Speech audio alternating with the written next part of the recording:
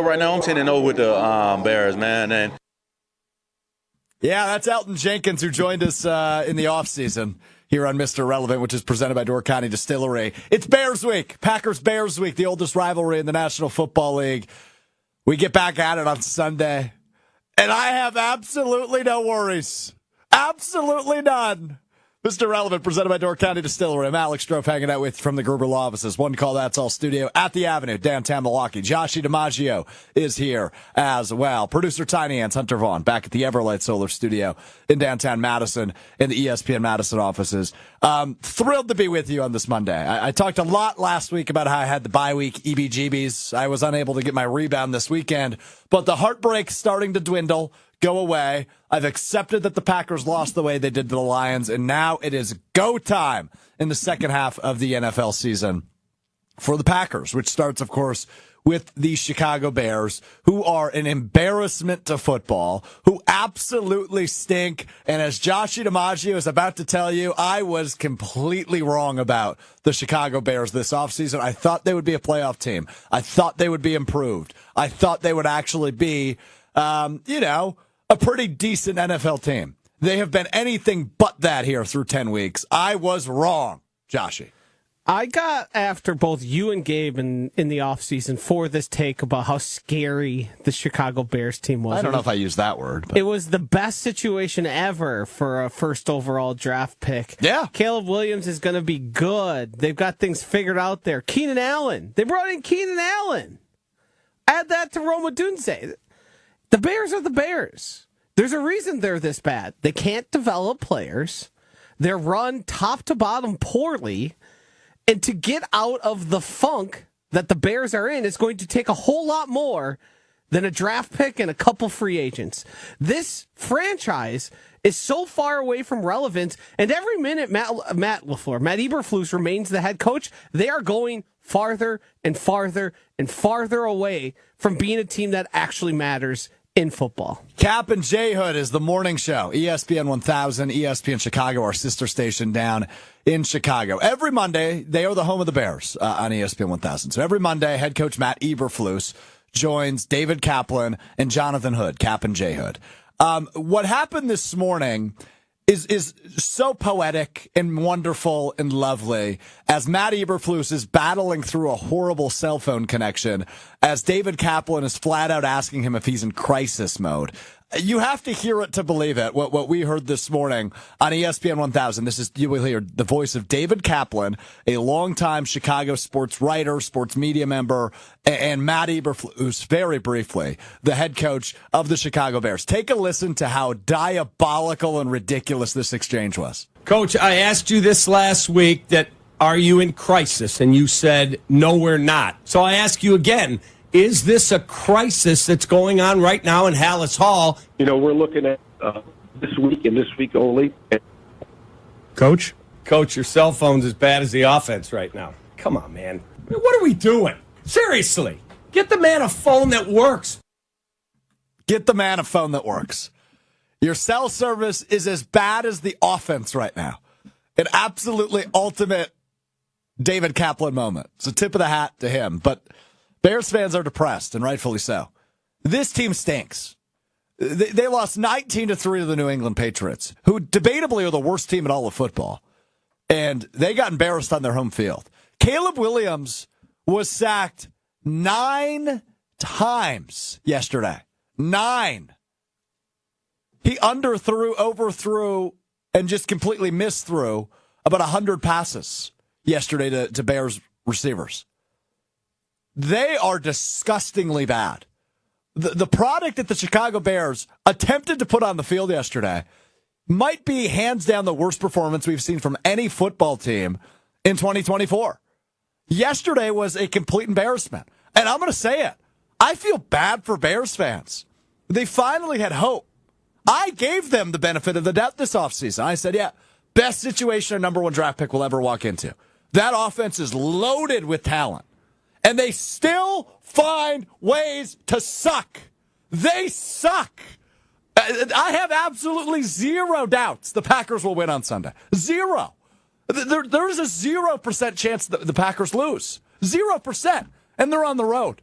Matt LaFleur has never lost to the Bears. You heard Elton Jenkins, never lost to the Bears. That streak will continue. This team is stinky doo-doo. They're horrible. Joshy.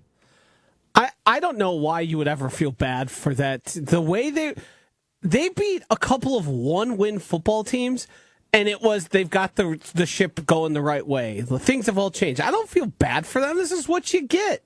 You knew keeping Matt Eberflus was a bad idea, but you convinced yourself it wasn't. You knew that Justin Fields' problems weren't just Justin Fields not being good at quarterback. It was things that went way deeper than that.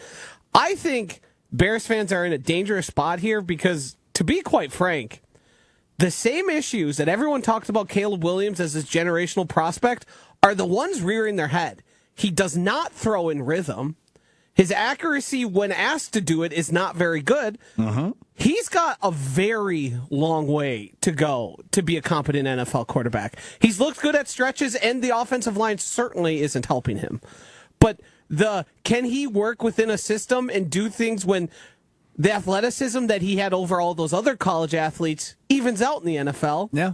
It looks a lot different. There's no escaping the pocket doing pirouettes around there and throwing dimes. That's just not how it works anymore. No, you're right about that. Before we get to Hunter Vaughn, call them stinky doo-doo.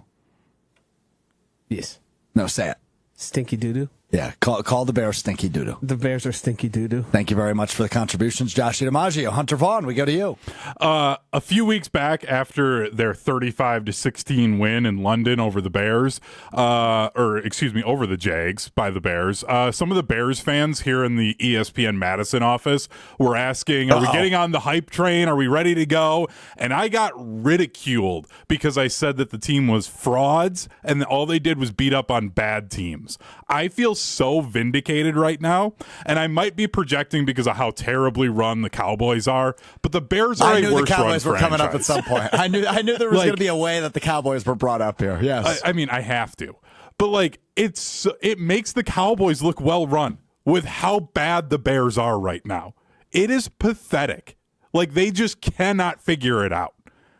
And it's not going to get any better. No, it's not. Hunter, before we wrap up your thoughts here and we continue to rail on the Bears, call them stinky doo-doo, please. They're stinky doo-doo. If I could say other words, I would say them because they're that bad. Yesterday was a disgrace. 19-3 to the Patriots. The Patriots stink. 19-3. Tell you what, I'd rather have Mac Jones right now. Mac Jones? Sorry, Mac Jones. Sorry. Drake May? Yes. Well, Mac Jones did also play yesterday for the Jags. He did. He didn't do much better than Caleb Williams. No, he did not. Bears are 4-5. Here are their wins, as Hunter pointed out. They beat the Titans opening week. Titans very bad. Stinky doo-doo. Yeah, correct. They beat the Rams week 4, but the Rams' leading receiver in that game was Tutu Atwell. So, gives you an idea of the 6-point win they had over the Rams. That was the beginning of a 3-game winning streak, though, for the Bears. You know who else was in that winning streak? The Carolina Panthers. Stinky doo-doo. And the Jacksonville Jaguars. Stinky doo-doo. And now have lost 3 in a row to the Commanders, who are good, seemingly. The Arizona Cardinals, who I always refer to as frisky, and it makes Josh uncomfortable. And to wrap up their 3-game losing streak, of course, yesterday. Well, not wrap it up because it's going to be extended to 4. But they lost, obviously, yesterday, as I mentioned, to the New England Patriots. It is an utter disgrace to professional football what the Chicago Bears did yesterday. 9 times he was sacked, and some of them were his fault. By no means does he have the greatest offensive line in NFL history, but 9 times, that's offensive. Yeah, you can do something to help yourself out. Yeah, because, I mean, the thing with Caleb Williams is he was always kind of lauded, if you will, as like a mobile-ish quarterback, right? He can get out of the pocket. He can make plays. He can extend plays, improvise. None of that on display yesterday. I want to hear this again because this David Kaplan, who is a Bears fan, just is going to do it much better than I will. So one more time this morning, ESPN 1000, David Kaplan, the Bears head coach, Matt Eberflus, awkward, hilarious, roll the tape. Coach, I asked you this last week that are you in crisis? And you said, no, we're not. So I ask you again, is this a crisis that's going on right now in Hallis Hall? We're looking at this week and this week only. Coach? Hello? Coach, your cell phone's as bad as the offense right now. Come on, man. What are we doing? Seriously. Get the man a phone that works. Get the man a phone that works. You can just hear the frustration and desperation in the voice of David Kaplan there. Hunter, go ahead. Because I need to know, is there any scenario the two of you see where the Bears somehow win this game? Like Malik Willis would win this game by 3 touchdowns. That's what I was going to ask. Like, could Malik Willis go out there and win this game for the Packers? Yes. I said on Jen, Gabe, and Chewy that I think the Packers could play 10-man football against their 11 and still win. That's disrespectful. It But might you're be not 10 wrong. on 10 football if DJ Moore's out there too, because he's just quitting all over the field. That was a good pop by Joshy. If Malik Willis is the quarterback, I still think they win by double digits. The other part of that, too, Rashawn Gary is going to look like the Defensive Player of the Year on Sunday. Imagine what Jeff Hafley's going to bring in terms of pressure for a rookie quarterback. I think back to that Titans game for the Packers, because I think they had 8 sacks in that game against Will Levis in Nashville. I think that was week 3 or week 4 of the season. It's going to look like that on Sunday. Yeah. Jeff Hafley cover the short middle of the field, because that's all they really got. Rashawn Gary's been bad this year, and we will get the stock up, stock down at the midway point of the season, coming off of the bye week here in just a couple of minutes. But Rashawn Gary's been maybe not even maybe. I think Rashawn Gary's been the biggest disappointment on the Packers this year. I think that is probably a definitive statement. There's a few other options. I think Lucas Van Ness being one of them. But obviously that entire defensive line's been pretty rough since this transition to the Jeff Hafley defense, which overall has been a success. Rashawn Gary legitimately might double his sack total in the first half on Sunday. He's known to get them at 3 at a time. Sunday might be a 3-sack game for him. The way Caleb Williams went down 9 times yesterday. 9. You don't get sacked 9 times in the NFL. I mean, Joshy, I am 6'3", $170. I'm a scrawny flagpole. Don't do this. Oh, no. I could play offensive line as well as the Bears did yesterday. No. Why do you do these things? Yeah. I mean, look, I would get murdered. I haven't gotten into a 3-point stance in 20 years. You played center, right? I played center, I played guard, played nose tackle, 3 technique. I played all up and down both sides of the line. I bet if you tried to block me, I could throw you no less than 5 feet. And I haven't been working out in an NFL locker room. Come in here. Let's give it a try. I'd get fired. I'd throw you through the window. Dog do, man. They are horrible. Horrible. Was the Bears' embarrassing performance as embarrassing as the New York Jets and Aaron Rodgers? I actually did not watch the Jets game yesterday, so I don't know what they did. I mean, I assume they lost. They got embarrassed. By who? The Arizona Cardinals. Uh-oh. The frisky Cardinals? Yes. Final score, I'm looking at it for the first time right now. 31-6. Yeah. Whoa. And they took their foot off the gas. Clayton Tune iced the game against Aaron Rodgers, future Hall of Famer Aaron Rodgers, because they were getting manhandled so bad. They had no answers. Devontae Adams targeted, have you seen this number? Oh, yeah. 13 times. 6 catches, 31 yards. Aaron Rodgers didn't complete a pass that traveled through the air more than 7 yards. Wow. Oof. Oofta. So to answer your question, which is more embarrassing? The Bears. I think they were more like, yeah, that's really bad. People were saying dream team for the Jets. They put up 6 points. It's true. Cooper Rush put up 6 points. Yeah, he sure did. Intern Whale, who has been sitting in on our show the last couple months, is a Chicago Bears fan. Mm-hmm. I just feel bad for him. He's been sitting back there smiling at me as I call his favorite sports team Stinky Doo-Doo. Mm-hmm. Like, that is the most unserious insult I could give. And Intern Will is smiling like he just won the freaking lottery.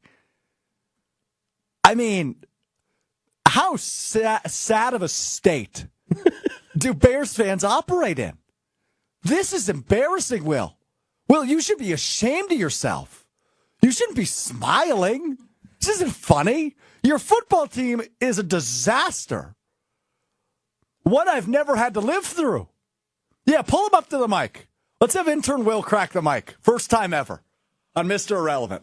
Intern Will, I'm going to put 30 seconds on the clock.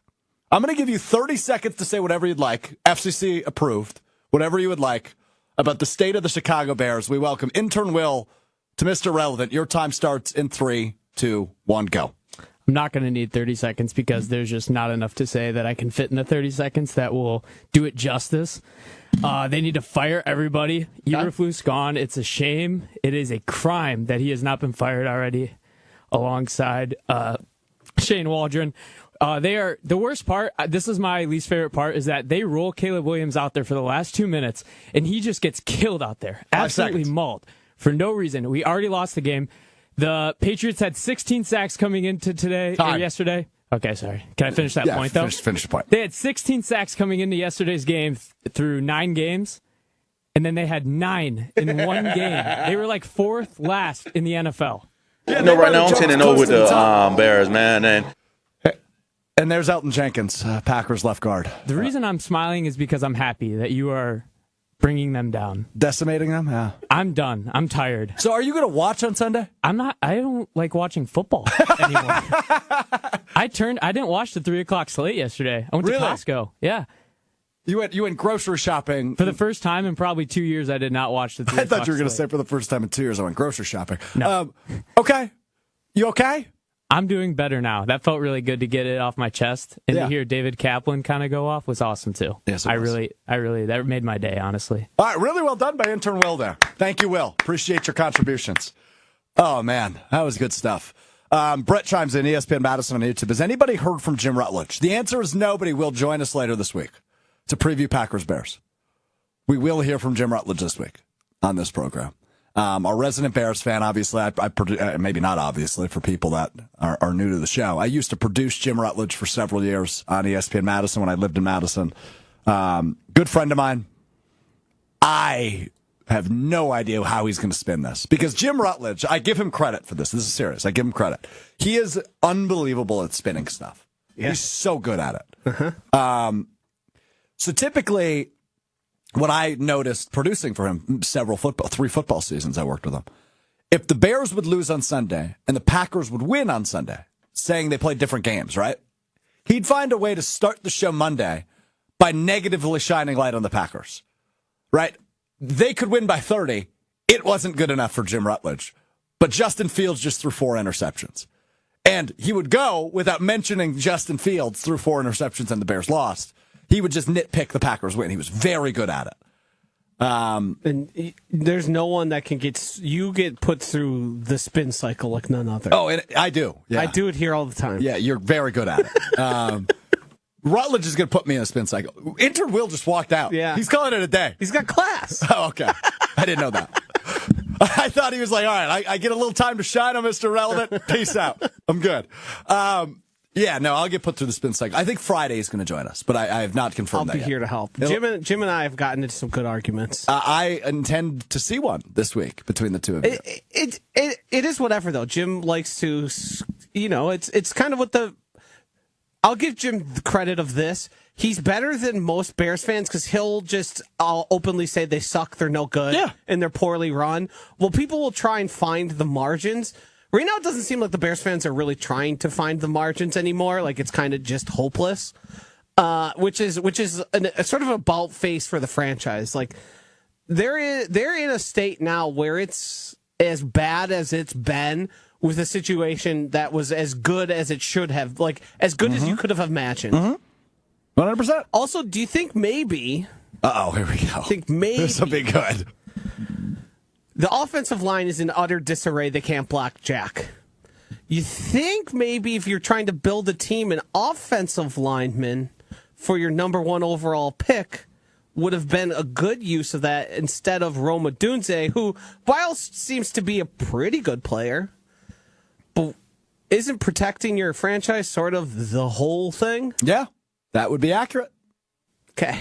And no, I mean, the way they are playing now, they might have a top 5 pick. The 4 wins makes it tough because, I mean, the Jags quit.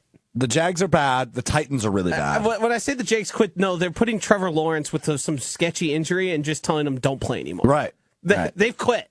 They've told you Doug Peterson's fired already. He just I was just about to ask, who's the next head coach fired? I think it's Doug Peterson. I think so too, but I'm surprised they haven't done it already. I think the Bears are just riding it out. They might be. Eberflus might see the end of the year. But those are your next two options.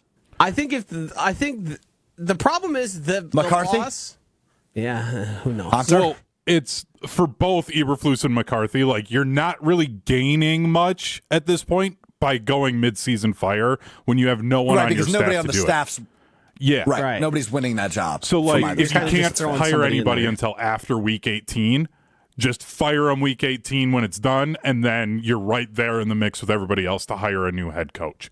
So Ben Johnson is going to be the head coach of the Cowboys. Bears fans are holding out hope. It's Ben Johnson, the offensive coordinator of the Lions. They're holding out hope. He's going to be the Bears head coach. He's going to be the Cowboys head coach. I'm interested in where he actually ends up. He didn't leave this offseason. He had the opportunity to. And he refused to go to Washington. Right. Where he didn't trust ownership, which he had reason to, and he didn't trust the structure. So maybe but when you look at the other two teams we're referencing, Chicago and Dallas, right? There's some ownership issues in both of those cities. Is there somewhere else maybe that he would find more appealing? Because let's be honest, the Jerry Jones experiment is not one anyone really wants to get into either. Accurate statement. Mike McCarthy was hired there. There's some conspiracy theories that maybe this could be Jerry's last year running the team. That's deep levels of Reddit and Twitter and Cowboy fandom. But I'm just saying, if that to part give Bears fans you just credit. told me so much, Hunter. You just told me so much. You're at the point of the season where we're looking for any sort of rumor and conjecture. Well, 34-6 to the Eagles yesterday. I saw Cooper Rush throw for 42 yards or whatever. I turned that game off at halftime. Like, I get where Bears fans come from, especially when you get to a level of frustration because your entire organization is so inept for so many years that, like, you just have to, like Jim does to the Packers, find any reason to be negative towards them. Because you're like, this is what I got, man. If I'm going to watch the NFL on Sundays, this is what it is for me. I have nothing else. With it being the Packers bye week, I didn't watch a ton of football yesterday. I watched the Sunday night game, which was disappointing. Lions come back and beat the Texans. But that was about it. I watched a little bit of that Steelers-Commanders game. So this is like the first week I haven't been hardcore watching every game because it was my bye week too, right? I didn't have Green Bay game day yesterday. So I was out and about. I was hitting the town. I was doing a mini golf bar crawl yesterday in downtown Milwaukee. The longest pass completed in that for the Cowboys against the Eagles, 10 yards to Jake Ferguson. This is the longest pass completed. Cooper Rush finished with 45 yards passing. Trey Lance only threw 6 times, 21 yards. Wow. Why did Trey Lance play? Because they were down by and what was points. Cooper Rush doing? Like, what does playing Cooper Rush at this point anymore do for the Cowboys? Like, Trey Lance, at least maybe you see some sort of a flash and you're like, oh, okay, maybe there's something actually there. So at least play him. But no, we're going to go Cooper Rush. Ugh. Joshy, it ain't so bad being us. I mean, being Packers fans. Yeah, we've now heard from a Bears fan and a Cowboys fan. Yeah. Life is hell at the bottom of the standings, man. It ain't so bad being us. And as much as at times I really get after the Packers for the community owned, even though they don't act in service of the community and charge more prices and all that stuff. Here we go. Not being run by an egomaniac or one or two people at the top, be it the Bears and the McCaskies or Jerry Jones, or we mentioned the commies who had to sell their team to become relevant again. Like, it really does work in the Packers' advantage. They might not have the guy who says, let's go out and make this trade and really go for it all. But the Packers are consistently good because they aren't at the whims of a billionaire. Mm-hmm. They aren't Woody Johnson saying, sometimes you shouldn't think. So you go out and acquire Devontae Adams with a team that's as dead as any team's ever been before. Oh, man. Like, that's really one of the major differences. It's either the owners are hands off and let the team be run the way it should be, or They're completely meddlesome, and it seems like about half of them. Like, have you guys ever, in your time being fans of the Packers, had to think about the fact that the sun shines into your stadium, and for 15 years of having that stadium, they don't have blinds or shutters or anything to block out the sun from blinding your players? That's what I have to deal with every single week. And I chose this. I'm stuck. Literally, when I got married to my wife, one of the things the pastor talked about is the fact that I've committed to the Cowboys, and I need to have that level of, through whatever happens, you got to stick with them. That was literally when I got married. Anytime I watch that back, I have to be reminded of the fact that I'm a Cowboys fan now, and this is what I have to deal with. This is why I get so bitter and angry at Packer fans. You don't know what this is like. No, I don't. I don't at all. And I'm happy to admit that. The best part is we do have another member of our crew sitting in the studio. That is Maddie Hayes, our social media extraordinaire. She's a Browns fan, so she's just shaking her head at me right now. Bears fans, Cowboys fans, Browns fans. Joshy, life ain't so bad being us. Got to tell you about my friends over at Door County Distillery, locally produced, handcrafted, award-winning spirits. Made locally in beautiful Door County. It's whiskey season for me, man. That's single malt whiskey, 27-time gold medal award winner. Their bourbon is terrific. Had a little bit of that on Saturday night. Rums, brandies, gins, vodkas made with local Door County cherries. Ooh, baby.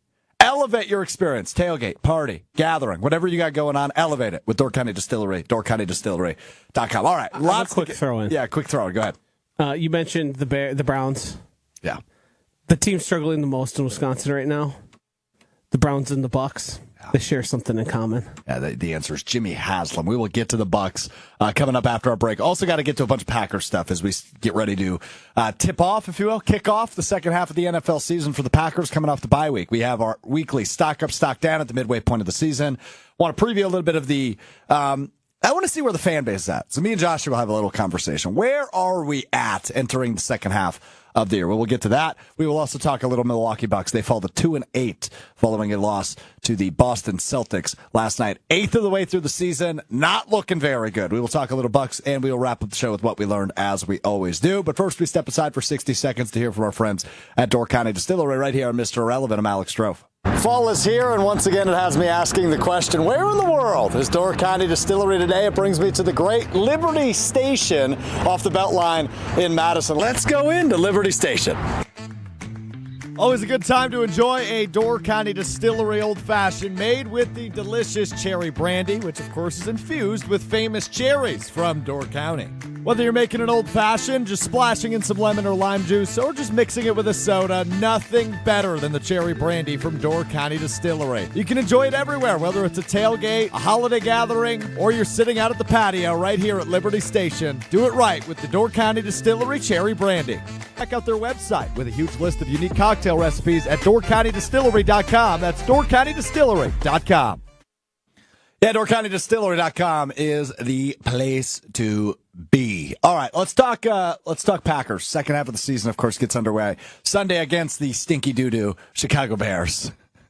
I got to stop calling them that. Joshy, stinky doo-doo, I could probably do better than that. Yeah. I mean, I just did call a line poopy pants on the internet, too, so I'm not far away. Who'd you call poopy pants in that? The James Houston, the guy who had the stain on his butt. Yeah, he sat in Gatorade. Sat in Gatorade, poop-colored Gatorade. And you called them what? Poopy pants. You're so immature. Yeah. I love it. Love it. So as I said, I really don't fear Sunday's game. There are some games on the second half schedule, though, that could be interesting. And the NFC is so good top to bottom. Packers are technically the 7th seed right now at 6-3. They got in at 9-8 last year. It's not happening. 2024. You got to win at least 10, if not maybe 11 games to get in this year. So the Packers, with 8 games remaining, at the very least need to go 4-4, if not 5-3. They've got the Lions, they've got the Vikings, they've got the Bears twice, they've got the Niners, the Dolphins, the Saints, and the Seahawks. Not in that order, but those are the eight games they have left in the second half of the season. Niners are getting better. Christian McCaffrey returns yesterday for them. We'll see the Dolphins tonight. I don't know how much of a threat they will be on Thanksgiving Day. Thanksgiving night, actually. Saints are no good. But after that, man, whew, Vikings are still good. Lions are very good. Seahawks aren't bad. It's going to be a really good litmus test to tell you how good this Packers team is. Since you were hungover and missed the NFL season schedule, well, you were drinking. Actually, you're hungover now. You were drinking. Did you watch the night game? Last night? Yeah. Yeah, I did. That I felt like up until that point, the Lions were like a near impenetrable force. Yeah. 5 interceptions in a game that they still somehow managed to win. You could take it one of two ways. Wow, this seems really good. Or, oh, there's some holes here. There's some issues. The Jared Goff stuff we've all talked about forever. If you move him off the spot, make him uncomfortable, he turns into a pumpkin. Texans did that. He was a rotten pumpkin. Sam Darnold threw 3 interceptions. He's pumpkin-fied again himself. Pumpkin-fied. He turned into what we all thought he was going to be. There was a nice run in the sun. He looked great. Yeah. He was statistically one of the best quarterbacks in the league through like the first quarter of the season. Yeah. And now the guy can't stop throwing interceptions. Like, these teams all have holes. The Packers certainly have holes. We spent a lot of time talking about it.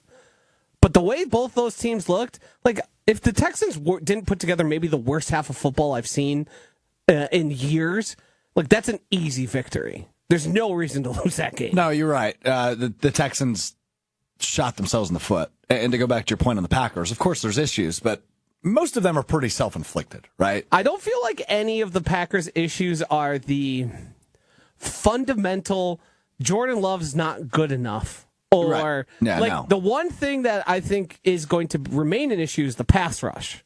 If we can Agreed. hacksaw our way. But Sundays they're going to look really good. They are going to be, yes, they're going to immediately vault towards the top of the statistics of the sacks across the NFL. But I feel as encouraged with with the game the Packers didn't even play in, as encouraged as possible. Yeah. You still got a ways to go.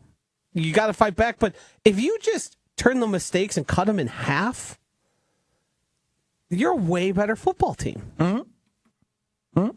And you're a football team that can beat any of those teams we watched yesterday. Any of them. They can certainly compete with all of them. And, down the stretch, we saw it last year. Jordan Love was the best quarterback in football the second half of the season. Now, is it a guarantee that history repeats itself? Of course not. But can you take a little, let's say, confidence in the idea that things have calmed down for him, that things will slow down for him, that this bye week he gets back to hopefully 100% in terms of the health department, and he can start slowing down on this offense? I would think so. Taking less risks, throwing less bad interceptions. I think he'll still throw interceptions. I don't think he's going to do what he did a year ago, which I think wasn't it 8-game stretch where he threw 1? Yes. I don't think we're going to see that again. But I think we could see Jordan Love revert back to, okay, that's the potential of a top 5 quarterback in the NFL. I think we'll see more of those moments here in the second half of the season. And Sunday will be a good place to start. He maintains ownership of the Chicago Bears, so it's a good start. All right, let's go to Stock Up, Stock Down. We do this every Monday after Packers games. Stock up, stock down for certain players. Obviously, the Packers did not play yesterday. But I am still intrigued by the evolution of some people, some good, some bad, at the midway point of the season. And before we get to the second half of the season, it's time to take a look at the rearview mirror, say, hey, that's going well, or hey, that's not going so well. Josh, you might be able to guess these. I'm not going to have him guess these. But let's start with Stock Up, and let's start with the head coach, Matt LaFleur. I think what he has done this season is so impressive, specifically the Malik Willis era. But the other part of Matt LaFleur that we have to acknowledge, which I don't think we've given him enough credit for during the season. I think we gave him plenty of credit in the offseason for pulling the trigger on this. But to fire Joe Barry and bring in Jeff Hafley, it's always a risky move to make a coaching change. It is. It's an impossible puzzle, right? It is not easy to win the staffing game. But Matt LaFleur clearly made an upgrade at defensive coordinator this offseason by going from Joe Barry to Jeff Hafley. And while there has been some disappointments for Jeff Hafley in that defense, it has mostly been an improvement through and through. So that deserves credit. What he was able to do when Malik Willis was the starting quarterback, super impressive. For a guy that had just arrived at Green Bay and by week 2 was the starter. And to win football games with Malik Willis as your quarterback, 3 of them this season. Super impressive. Half of your wins have come because Malik Willis commandeered the ship. Impressive. So Matt LaFleur, a slight bump. We knew he was good. I think he proved that he is that good so far this season in the first half. Stock up to the Packers head coach, Matt LaFleur. Stock down, Jordan Love. I'm not saying this is a huge stock down. I'm not saying I'm not a believer in Jordan Love. But there is at least one game that Jordan Love's mistakes cost the Packers. I view that Detroit game last week as that game. That pick 6 he threw to Kirby Joseph changed everything about that game and ultimately led to a Lions victory. He's being less cautious with the football, which isn't necessarily a bad thing.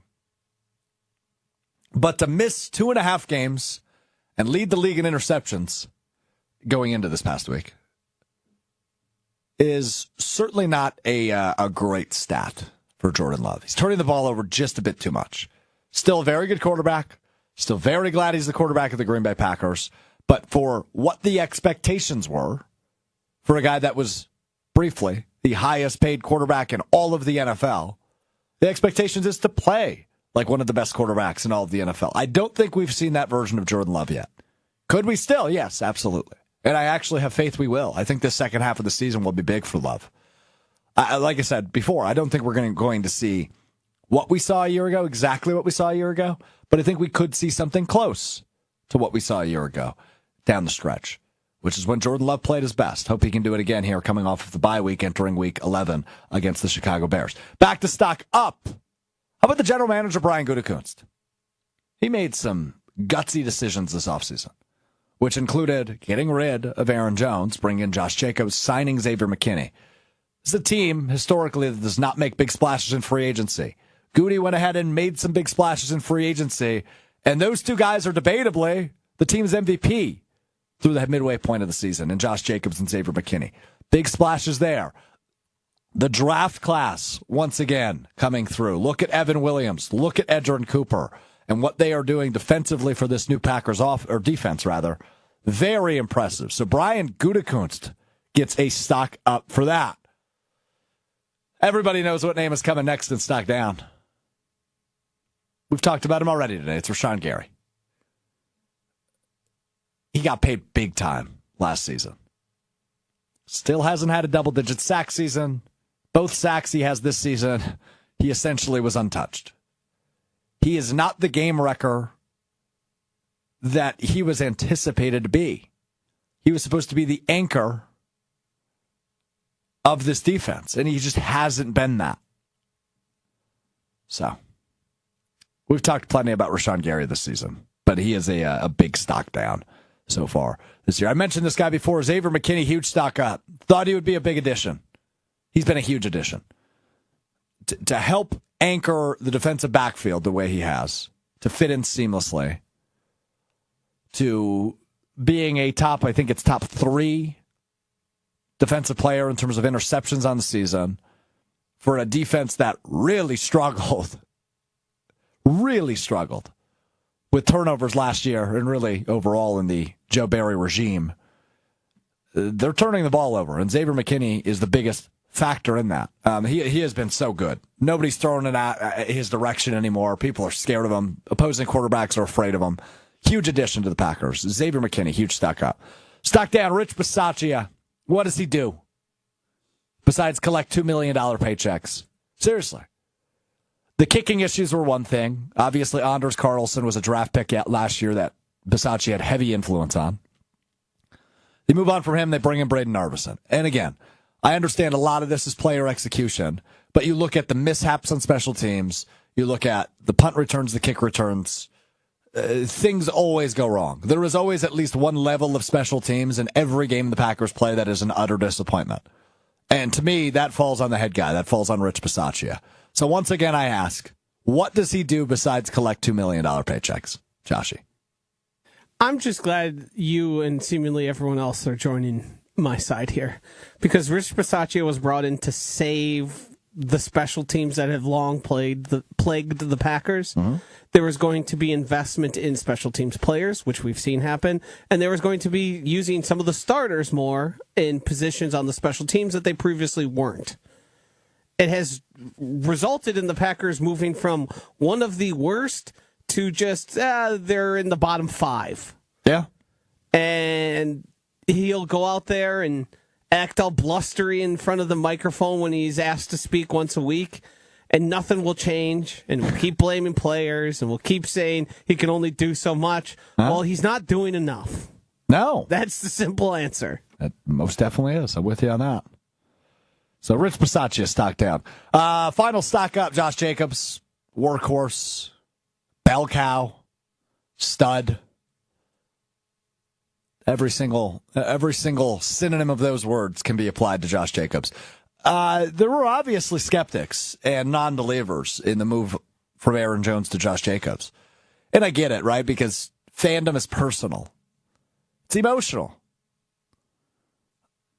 I get that you would get attached to a dude like Aaron Jones. He was awesome. He's a great player for the Green Bay Packers. Moving on from him was a bold decision by Brian Gutekunst this offseason. But we all said this is an undeniable upgrade at running back. And Josh Jacobs has severely proven that during his tenure as a Packer. Obviously, you never planned for your starting quarterback to go down early in the season, but he did. And Josh Jacobs stepped right up and knocked that thing out of the park. He's been great. He's been great. So huge stock up there. Stock down, final stock down, first-round picks. Devontae Wyatt, good start to the season. Then he got hurt, and he's still kind of bouncing back. I still hold out hope that he can make a big jump here in year 3 for him. Quay Walker, meh. Lucas Van Ness, meh. Rashawn Gary, meh. Jordan Morgan, meh. Goody's first-round picks outside of Jordan Love and Jair Alexander have been severe disappointments. Severe.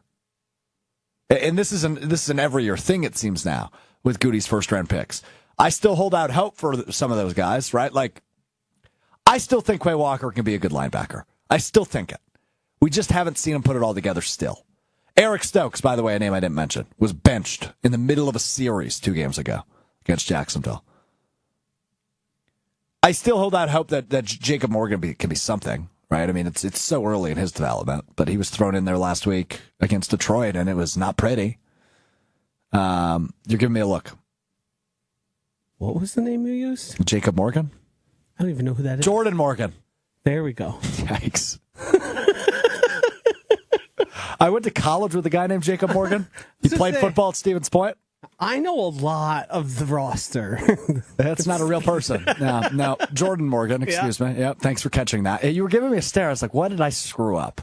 I thought maybe I lost it. Maybe I lost my touch. Nope, you still got your touch. Jordan Morgan. Jacob Morgan, I believe he was a defensive back for the Stevens Point Pointers. They weren't very good. I think they went 1-8 every year I was there. But I ran into Jacob Morgan at Joe's Bar quite a bit. So that's who I was referring to, not in Stevens Point. Wonder what he's up to these days. Hope he's doing well. Jordan Morgan, no relation. The left guard, / right guard. Played left guard. Did he play right guard? No, he played right guard. Sean Ryan moved over. Yes. Yeah. Yes, they moved the more experienced guy. Yeah. So anyway, first round picks, stock down.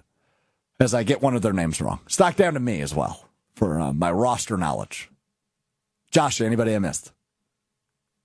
The one stock up, and it's a stock up because of absence, I would say, is Evan Williams. Yeah, for sure. Losing Evan Williams on the back end there, which Jesse Nelson tried to spin some weird question about, is it bad, actually, that it was so secondary bad. Looked bad?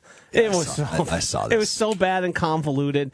Now, it's not simply just because he's missing. It's what the Packers want to do on defense and how that affects where everyone else is playing. Like, there's preferred positions for everyone, and one domino causes about 3 of them to fall in different places.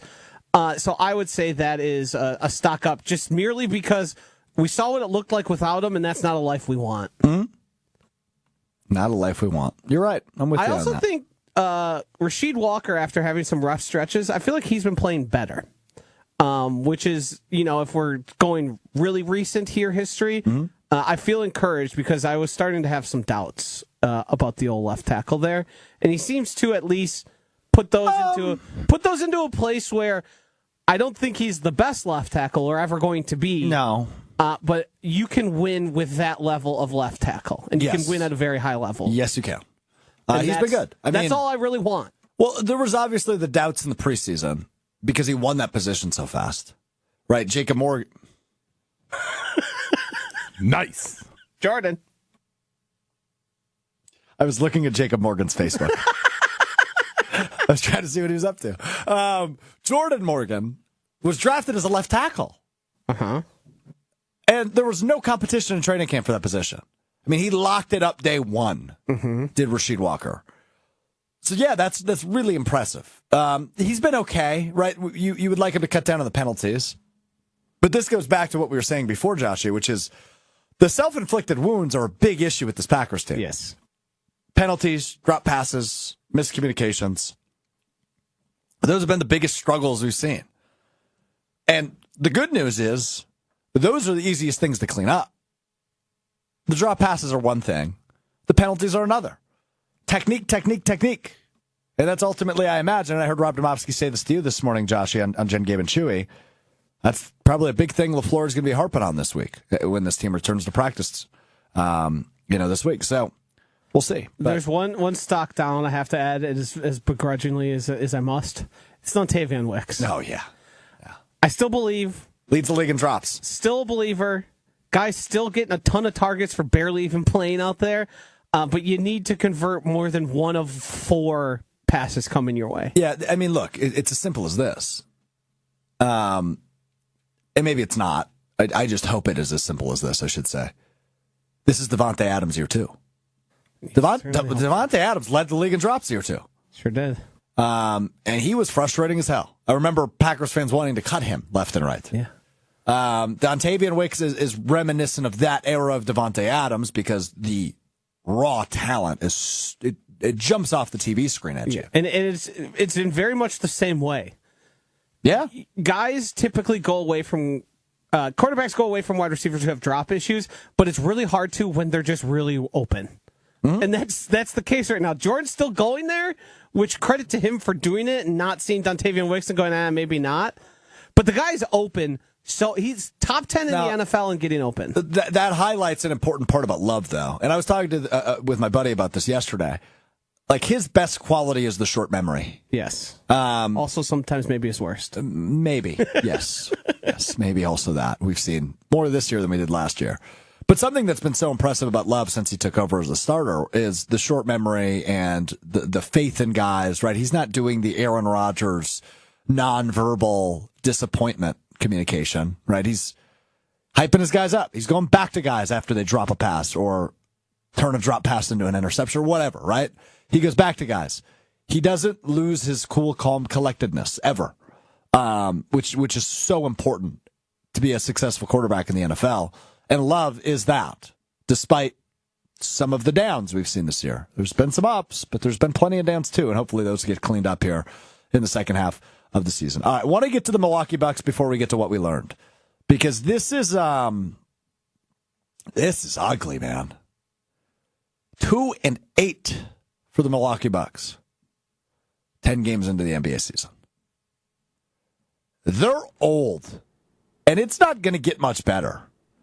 I was at their win on Thursday, as we talked about a bit on Friday's episode, and then I watched a little bit of their loss to the ultimate loss to the Celtics yesterday.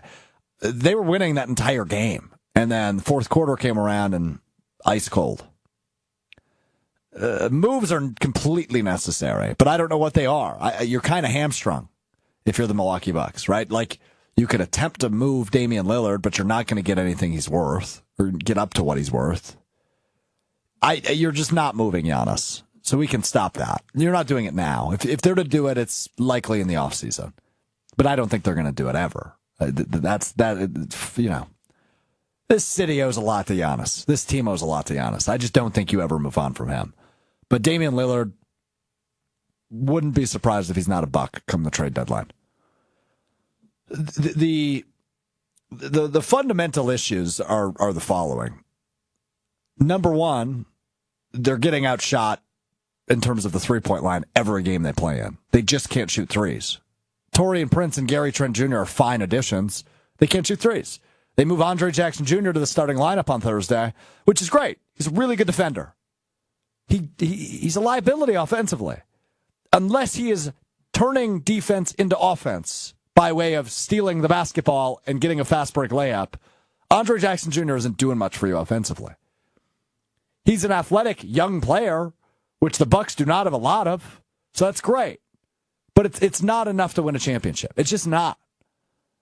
You still haven't seen the full cast of Dame, Chris, and Giannis because Chris Middleton has yet to play this year. So I get that maybe that's a built-in excuse, but you're already an eighth of the way done with the season. So you can't just chalk it up to that now. You're 6 games under 500 and you're only 10 games in. This is embarrassing for a team that, rightfully so, has serious championship aspirations.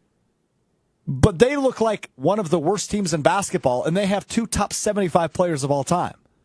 So it's completely problematic. And I just don't see a great way to fix this with the current roster and everybody you have. Like, Pat Connaughton, nice piece. He's not doing much for you. Gary Trent, I don't know how great of an ad that was.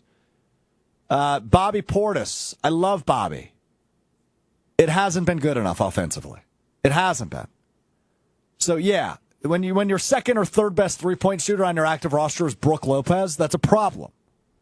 And I know it took to get to 2-8 to get here, but good Lord, we could have known that before the season. It's problematic. They need to make moves. I just don't know what they are. Hunter, go ahead. I asked this in the office here at ESPN Madison, and I'm going to ask the two of you. Right now, in their current seasons, which team is worse? The Chicago Bears or the Milwaukee Bucks? Because I am very staunch that it's the Bucks. Oh. I think I agree. I think it's the Bucks. What's the Buck record? 2-8? 2-8. I mean, that's just barely getting off the mat. Yeah, it's like an 0-2 start in the NFL. 0-3, maybe. Yeah, it's 0-2. It's pretty ugly. I don't claim to be an NBA guy like you do pretend to be. Yeah, NBA guy. Yeah. I take my cues from people like Eric Name and sure Gabe people Deitzel, that are much smarter than me. Yeah, yeah, Justin Garcia. People are close to it, and I've noticed them not feeling so comfortable, and I've also noticed Brian Windhorst going on TV and saying the Bucks have called virtually every team in the NBA to try and figure something out. Yeah. And that to me sounds like absolute panic. Panic mode. Yeah, they're in panic mode. And as much as, it's 2 games in, if we were to compare it to the NFL season, we're an eighth of the way, John Horst is sounding the same alarms that our insides are feeling. Yeah. A team that is feeling good about where they are isn't calling every other team in the league, trying to figure out a way to make trades happen that seem almost impossible to make. Well, it's a good point by you, but you know, I heard Justin Garcia say this after the loss yesterday. We're probably past the point where you can say, it's early. Yeah. We're 10 games in. 2-8 is unacceptable. Now, they do have, but what does this mean for a team that's 2-8? They do have a favorable schedule coming up the next 10, 11 games until they see the Celtics again. But so let's they gotta go. They gotta go 8-2. You know, I was gonna say, well, so you're not gonna get it back necessarily in the next 10 games, but who are some of the opponents? Pull up the schedule there. I have it up. Yeah. What does the record need to be for you to lay off the panic button? Well, let me count first before we get to when they play the Celtics next. So they play the Celtics on December 6th. That is the next time they see the Celtics. It's a Friday night game on ESPN. They play 2, 4, 6, 8, 10. They play 11 games between them.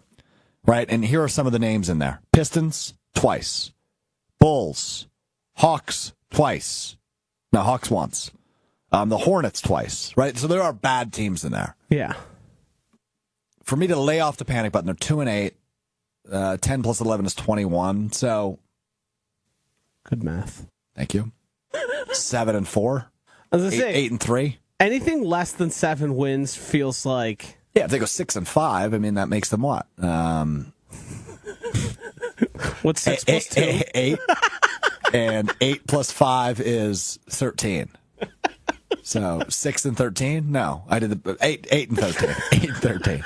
Stop making me do math. This isn't Okay, fun. so to get off of the math thing, let's say that doesn't go well. Like, I understand that John Horst isn't making the phone call. Quick timeout. ADHD moment that we talked about on Friday. So in the 3rd Street Market Hall, there's a table directly left of me, right, just outside our studio. And there's a dude on the phone right now, but his flashlight is on, and it's shining right at me. And I don't think he knows his flashlight is on, and it's very distracting. Sorry, Hunter, go ahead. As I was saying, the Bucks aren't going to make the phone call, but at what point is Giannis going to ask out?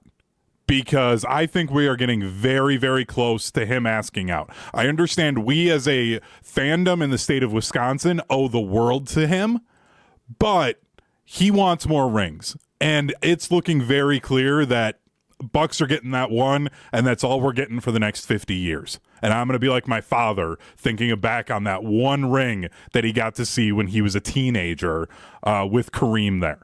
Like, that's what this franchise is starting to look like, and I really think that he's going to ask out if it gets to January and things are like this. Yeah.